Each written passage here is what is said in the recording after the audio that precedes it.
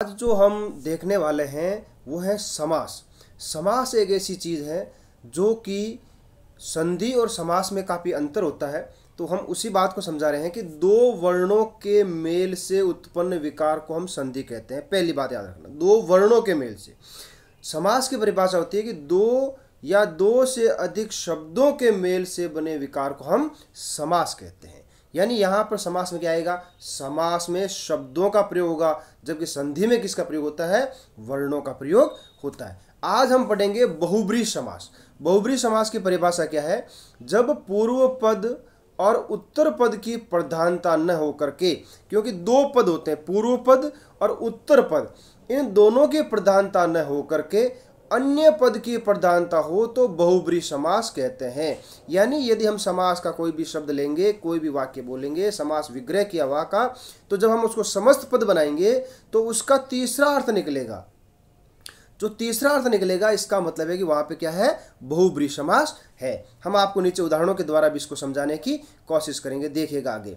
इस समास में अन्य पद के अनुसार बनने के वाले पद के लिंग और विभक्ति व वचन का निर्धारण होता है। अब देखिए, मान लीजिए नीचे मैंने प्रश्न भी दिए हैं जो कि दिल्ली और ऑल इंडिया के पेपर्स में आए हुए हैं, इनका भी हम आपको बताएंगे।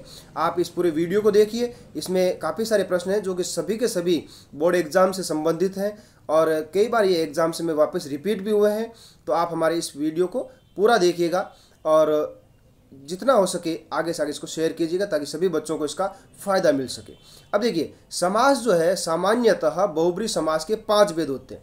व्यधिकरण बहुब्रीहि समास, समानाधिकरण बहुब्रीहि समास, तुल्य योग्य बहुब्रीहि समास, नए बहुब्रीहि समास और उपमान वाचक बहुब्रीहि समास। अब हम उदाहरण देखिएगा, पीतम अंबरम यस्य सह, यानी इसका समस्त पद क्या हुआ, पीताम्बरः। अब पीताम्बरः का तीसरा अर्थ क्या निकला, यानी पीताम्बर हम किसे कहते हैं, ये इसका तीसरा अर्थ होता है। तो कृष्ण को कहते हैं। पवित्रम कर्म यस्य सह पवित्र कर्मः, हिमानि एव शिखराणि यस्य सह हिम शिखरः, यानी हिमालय पर्वत। गोराणी अंगानि यस्य सह गोरांगः, जो गोरा वर्ण का होता है वो गोरांगा कहलाएगा, यानी तीसरा अर्थ इसका निकलता है। अब हमारे जो बोर्ड एग्जाम से संबंधित जितने भी प्रश्न आते हैं वो किस प्रकार से आते हैं, हमारे पास एग्जाम में प्रश्न लिखा होता है कि अधोलिखित वाक्येषु रेखांकित पदानाम समासम विग्रहम वा विकल्पेभ्यः चित्वा लिखत। और इन सभी प्रश्नों के आंसर जो है वो मैंने सबसे लास्ट में दिए हैं ताकि आप इसकी प्रैक्टिस कर सकें और प्रैक्टिस के बाद में इसके ये आंसर आप इसके मैच भी कर सकते हैं। तो आज जो हम देखते हैं सबसे पहले पहला प्रश्न। पहले प्रश्न देखिए क्या लिखा है। पहला प्रश्न कहता है कि पीत दुग्धः बालकः प्रसन्न अस्ति। ये 2011 और 2016 के अंदर आया हुआ है दिल्ली के एग्जाम में। तो पीत दुग्धः बालकः। अब देखिए, समास करते समय एक बात का आपको ध्यान रखना है कि बालकः ये यदि पुल्लिंग का है तो हमें समास विग्रह भी पुल्लिंग में करना है। यहाँ पर भी आपको ढूंढना क्या है, पुल्लिंग है।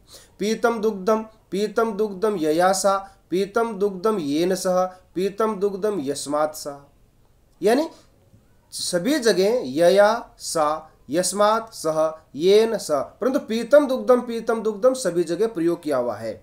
आप वहीं पर कंफ्यूज हो जाते हैं कि इसका करें कौन सा, येन सह करें, यया सह करें, यस्मात् सह करें या पीतम दुग्धम लिख करके आ जाए। तो हम सभी प्रश्नों में इस प्रकार की आपको हम बताएंगे, प्रॉब्लम को सॉल्व करेंगे। तो पीत दुग्धः बालकः। अब ये बालकः जो शब्द लिखा है ये कौन से लिंग का है, पुल्लिंग का है। तो पुल्लिंग के अनुसार ही हमें इसको बनाना है। अब बालकः पीत दुग्ध यानी पिया हुआ बच्चा या दूध पिया हुआ बालक।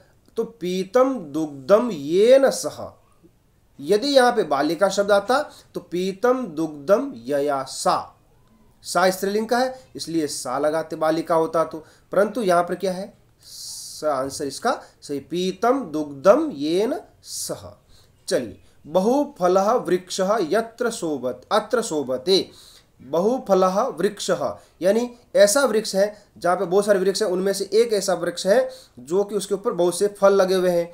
तो वृक्ष पर फल, तो बहुनी फलानी यस्मिन सह, यानी जिस पर बहुत सारे फल लगे हुए हैं। यस्मिन सह, ये आंसर इसका सही होगा क्योंकि ये पुल्लिंग का, इसलिए पुल्लिंग का आएगा। अधीतम व्याकरणम येन सह आगच्छति। अधीतम व्याकरणम, अधीतम होता पढ़ करके, व्याकरणम व्याकरण को, येन सह जिसके द्वारा व्याकरण को पढ़ करके आया वह, उसको हम क्या कहेंगे। अब यहाँ पे समास विग्रह किया हुआ है, हमें क्या बनाना है, समस्त पद बनाना है, यानी समास युक्त शब्द को बनाना है।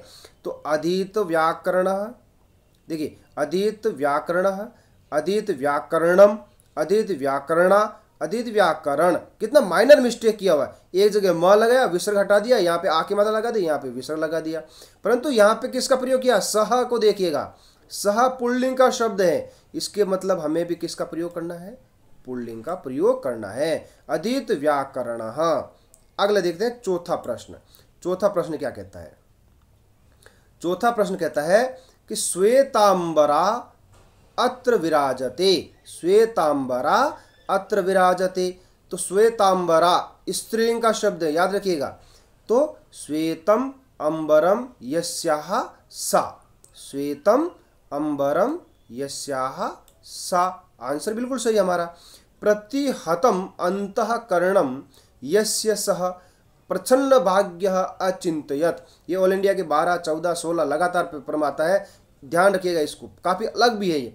प्रतिहतम अंतःकरणम यस्य सह, क्या आंसर आएगा, प्रतिहतम अंतःकरणम, प्रतिहतकरणम, प्रतिहतांतकरणम और अंतः, तो प्रतिहतांतकरण, यह आंसर इसका सही है। सिद्धः अर्थः यस्य सह विराहाय वनम अगच्छत। सिद्धः अर्थः यस्य सह पुल्लिंग का है तो सिद्धार्थ, ठीक है ना, पुल्लिंग का है, हमें मालूम चल गया पहली बार में। तो सिद्धार्थ, सिद्ध अर्थ वाला सिद्धार्थ। चलिए सातवां प्रश्न लेते हैं।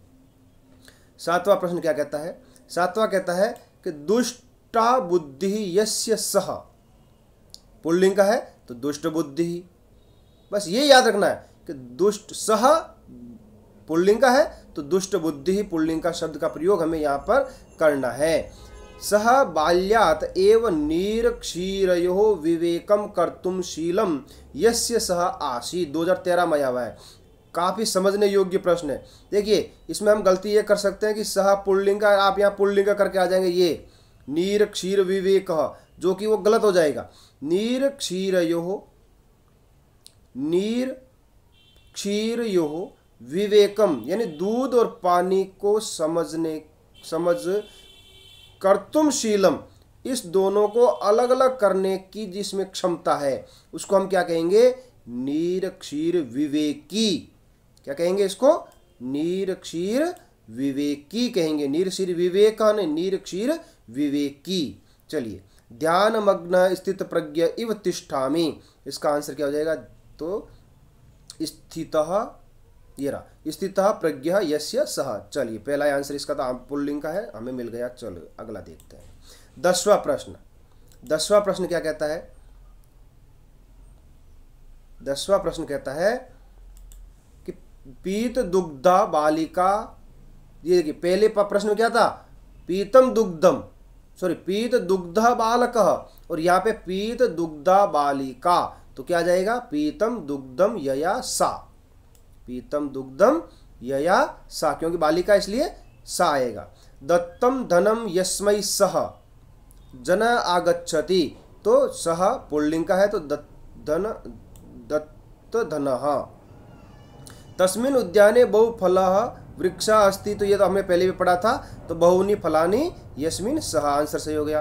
पीताम्बरः हरि क्षीर सागरे शेते, पीताम्बरः तो क्या जाएगा, पीतम अंबरम यस्य सह, आंसर इसका सही आ जाएगा। चलिए अब हम इसके सभी आंसर दे दिए हैं, अब आपको नीचे भी आंसर दिए हुए हैं, यहाँ से भी आप इसको ढूंढ सकते हैं, नो प्रॉब्लम, और इसका आंसर आराम से कर सकते हैं। परंतु यहाँ पर जो ये 11वां प्रश्न है, इसमें याद रखिएगा यहाँ पर आंसर जो आएगा वो अ आंसर सही है, ये 11वें में ब आंसर सही है, ये ब नहीं है, ब आंसर सही है, यानी दत्त धनः, ये आंसर इसका सही होगा। ये एक मिस्टेक हो रखी है, तो हमारे इसी तरह से वीडियो को देखने के लिए हमारे चैनल को सब्सक्राइब कीजिए। थैंक यू, धन्यवाद। और एग्ज़ाम के लिए आपको सभी को बेस्ट ऑफ लक।